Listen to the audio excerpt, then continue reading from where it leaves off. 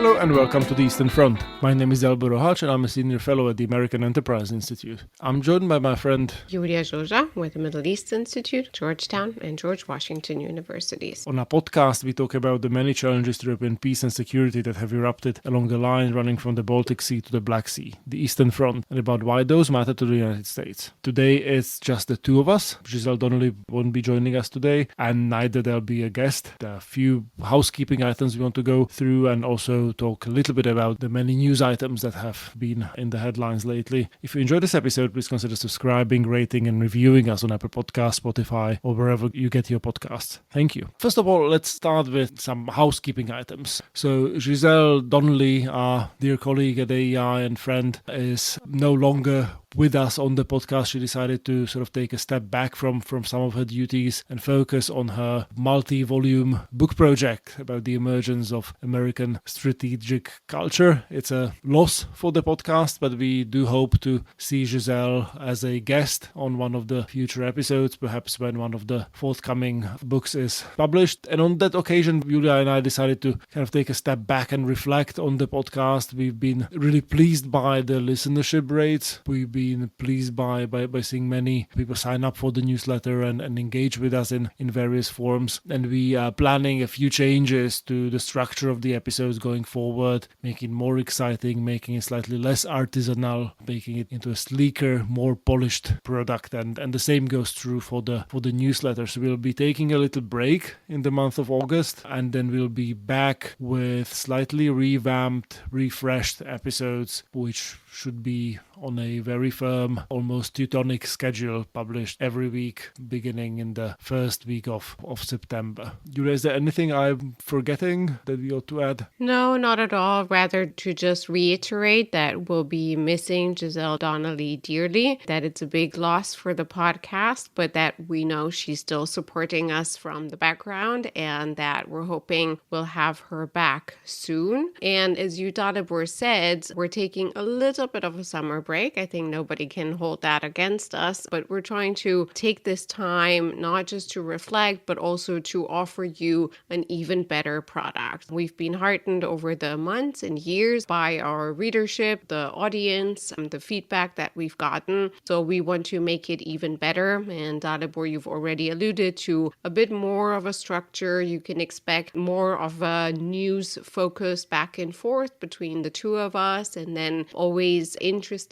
guests, particularly from our side of the Atlantic, to give a little bit away for the coming months. That's what we're trying to plan because, of course, we have US elections. The whole world is watching, and so is the Eastern flank too. So we're trying to offer you that, and we'll do our best to bring you a sleeker and even more attractive Eastern Front at the beginning of September. Wonderful. So you brought up the US election, and although this is not a US politics-focused podcast, it is very hard to avoid the subject. So many things have happened since we last recorded an episode. We had the assassination attempt on the US president. We had the Republican National Convention, which nominated Donald Trump as the Republican nominee for president. The announcement that J.D. Vance, senator from Ohio, will be his running mate. And then over the weekend, we had President Biden stepping down as candidate, Kamala Harris being the presumptive nominee. So I suppose, Julia, why don't you pick any of those threads and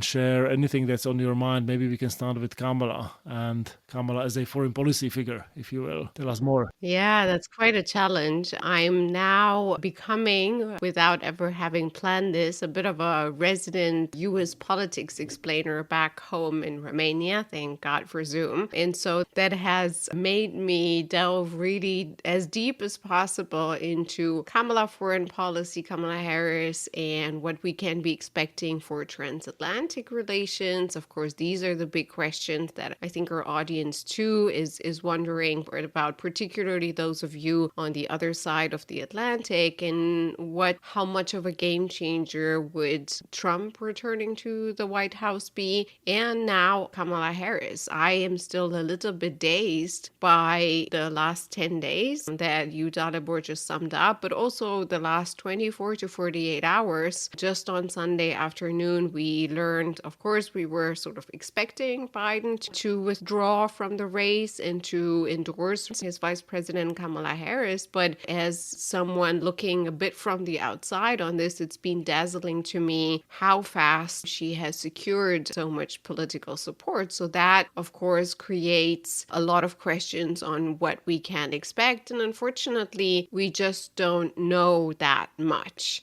Vice presidents are generally not highly focused on foreign policy. Neither has she been. She has been on the eastern flank. If any of you remember, she went to, in the first year of the war, to Warsaw and Bucharest. And that, to be frank, has not left the best impression because she sort of mixed up the eastern flank with the southern flank and the northern flank. And it resulted in a firing of someone on her team. But of course, it goes without saying for American listeners, if we are to compare with Trump and particularly the Trump-Vance ticket, Kamala Harris would be preferable on any account when it comes to partnerships, transatlantic relations, and so on. My only reluctance here, and I'm hoping we will get more clarity, is to what extent she, who is a newer generation, she's not Biden, the last transatlanticist, to what extent she is really invested into Europe. She's clearly invested as a Democrat into alliances and into partnerships, but to what extent is she really invested to Europe? How much is she of a Biden versus how much is she of an Obama? Because Obama with reset, of course, it's not possible in the current context, but nevertheless has left dry taste for many on the eastern flank. And to that, we can only add Philip Gordon, her national security advisor at the moment. If she would win,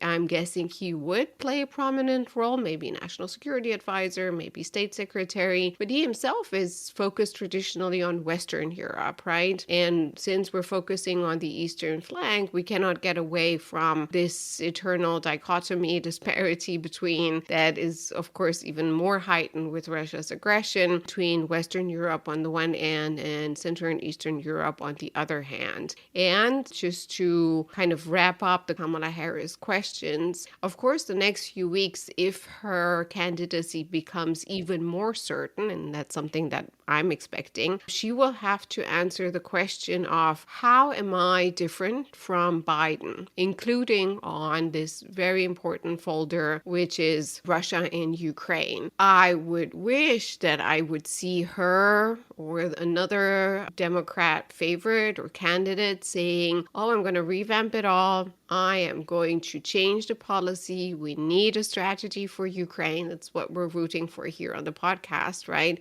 But I have very big doubts that that's going to happen. I'm afraid even with a new combination, not Biden versus Trump anymore, but Harris versus Trump, we could still unfortunately end up next year with either a more rude or a more polite way of forcing Ukraine or nudging gently Ukraine to the negotiation table. And God knows where that can lead with Russia in that position. And God knows what the relationship would look like between Harris and Putin on the one hand, and Harris and of course, Xi, and on the other hand, in comparison to Trump and those two. So I guess it's more questions than answers. It's still very early days. I'm thrilled that we now have someone younger, that Donald Trump is now the oldest candidate in U.S. history, and that his chances are slimmer. But that doesn't yet put me at ease when it comes to the eastern flank. Dalibor, what's your take on this? I mean, there isn't a whole lot to chew on when it comes to foreign policy and Kamala Harris. I mean, clearly this has not been the number one priority for her personally. I mean, like I don't want to sort of make sort of sweeping judgments, but she as a political animal is not sort of animated by foreign policy ideas first and foremost. Politico has a story on her sort of foreign policy thinking, influences, but trips as senator and the fact she opposed Tillerson, nominated as Secretary of State, and Gina Haspel as head of CIA, as well as Mike Pompeo Pompeo. Now, one obviously point of departure, it seems, from the Biden White House is her take on the Middle Eastern issue, both from private conversations and leaks and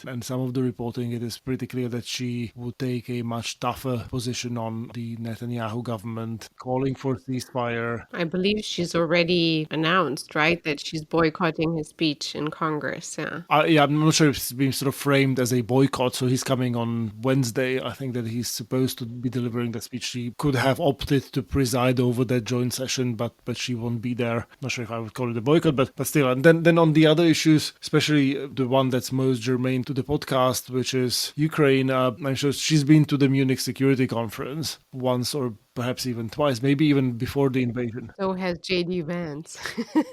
And I think on both occasions she sort of offered boilerplate administration rhetoric. As long as it takes, Ukraine needs our support, Putin can't win. But that's just, I mean, I'm sorry to say these are just sort of empty words. That doesn't give you a sort of sense of direction for a sort of future Harris administration. And people mocked her widely for this quote from early days in the war when she talked about how Ukraine, and I have it printed out for me here, how Ukraine was a country in Europe. It exists next to another country called Russia. Russia is a bigger country. Russia is a powerful country. Russia decided to invade a smaller country called Ukraine. So basically that's wrong. I mean, it's an assessment which could be called simplistic, but gets the big facts right of the situation. But again, I'm not sure. I guess my students called it kindergarten policy. I'm not sure how much sort of granular detail it gives you on the next Harris administration. Obviously, we are not here to like endorse candidates or sort of weigh in on sort of political races in America. But I think it's worth saying that, you know, Trump is still a front runner, and there has been a lot of jubilation about the sort of change on the Democratic ticket. We don't know what the rest of the race looks like, but there has been this sort of shift away from, you know, internationalism and commitment to Atlanticism, which has been happening in some shape or form on the Republican and on the Democratic side, with the sort of emergence of China as a new priority, and whether she would sort of, I've yet to see evidence that she would sort of rub against the grain of that trend, or rather go along with it. So that to me is a question, but it's almost a secondary question to this question of how this election turns out, and what, you know, a second Trump term, which seems to be looming on the horizon, means for Ukraine. I think that to me is a question that I think sort of requires more attention and more urgency in attending to. You've been following closer the whole discussion between Trump and Zelensky that comes on a background of that I think we only briefly brushed on in this podcast, of Viktor Orban of Hungary going to Ukraine and then going to Russia and then going to China and then all the way back to Mar-a-Lago. And then came the Zelensky call with Trump that was sort of leaking that it went better than expected. And at the same time, I keep getting private questions from officials in Ukraine about what that would look like. And I'm afraid I'm not close to the Trump campaign to know more about it. But Dalibor, how do you think that call actually went? And does that tell us anything more than we already knew about what looms on the horizon for Ukraine and for the region if Trump returns to the White House? So obviously I haven't been privy to the call. I don't know anything that hasn't been reported publicly about the call, but I think it's worth saying that the call happened against the background of the pick of J.D. Vance as Trump's running mate. And J.D. Vance is not a normie Republican. He's somebody who's been really on the fringe of the party, opposing assistance to Ukraine and really advancing a very isolationist, America first, if you will, sort of line of foreign policy. I mean, we can talk about the details and can disagree at the margins whether he's an America firster, whether he's a China prioritizer, whether he's an isolationist. But from a sort of European perspective, I think the effects are the same, namely that an administration in which J.D. Vance is the influence on Trump as opposed to somebody like, say, Doug Burgum or Tim Scott. I think Europe will be on the sort of receiving end of far less attention and care, and can expect much sort of harsher treatment, whether it's through NATO and the sort of insistence on paying their fair share, etc., than under a sort of counterfactual scenario. So if in the first Trump term you had these moderating influences on Trump, you can expect the opposite of moderating influences to sort of play out their influence in the next administration through figures like Senator Vance. hands. So obviously Ukrainians have to prepare for that. Ukrainians have to talk to the Republican campaign, and I think they are well advised to put a brave face on those conversations and try to sort of spin them as constructive, and hopefully they would gain nothing from burning their bridges or making enemies at this stage. And I think it would also be sort of helpful for sort of like some of the commentariat to, it is tempting on the one hand to make Russia a sort of very clear dividing line between the two parties, but I think it's also, the responsible thing, given the likelihood of a Republican administration, to try to preserve a sort of politically viable pro-Ukrainian coalition like within the Republican Party to the extent to which it's possible, so that there be somebody acting as a kind of moderating influence should Trump be the next president. Let me ask you for your reaction on the following, because you've been following this closer. You're even more Americanized. You're a complete American. I'm on my way to. And this is something that I've heard and sort of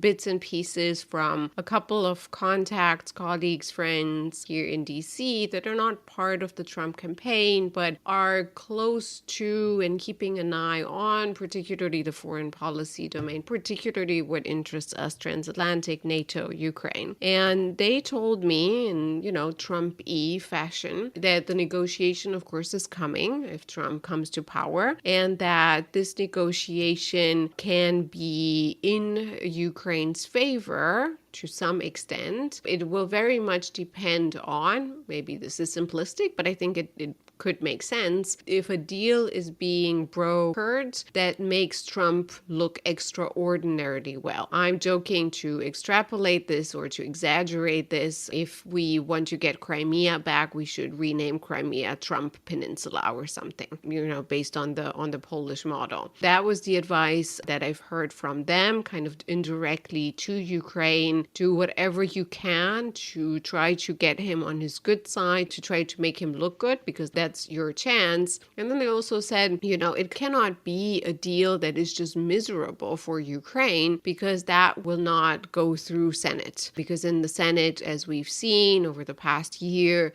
there's still significant sort of mainstream, old school Republican support for Ukraine. So, Dalibor, what do you make of that? I don't think Senate is the real constraint here. You could very easily imagine a deal that doesn't rise to the level of a sort of international treaty that the United States signs and ratifies, right? That's almost like a detail.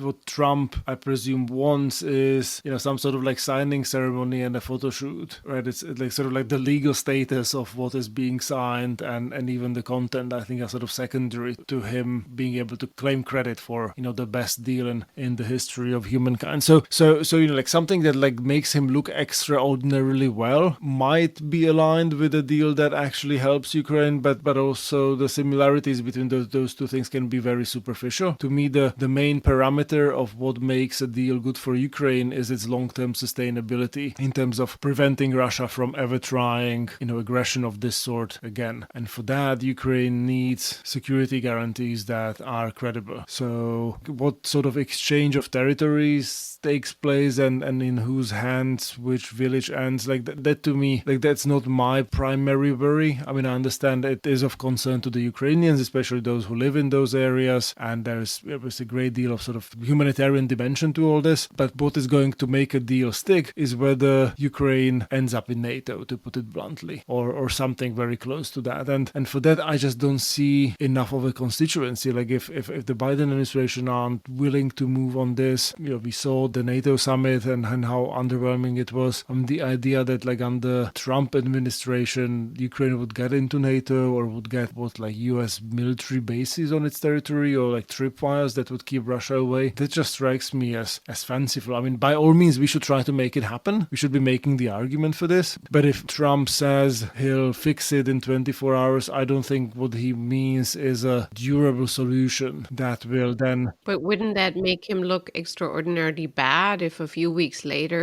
the Russians would just disregard that? Well, maybe they won't disregard it in a few weeks, but they might disregard it after his term is over or later on in the administration. It never struck me that Trump was a person who cared particularly about the long term, right? I mean, it was like a soap opera that when you watch Friends, like every episode is sort of self-contained, right? And bears very little relationship to previous or future episodes, and the plots are different, right? And so Trump presidency, I think the first one certainly was a little bit like that, and I think the second one might be as well. That we'll have, episodes with plots, and then it will be sort of done and dusted. There'll be a deal, and if like in the next season, if something happens to Ukraine again, like that will be a new sort of plot in a new season rather than. I think that's how he might be thinking about it himself as a reality TV personality. Certainly, I think it's going to look like a presidency dominated by ADHD.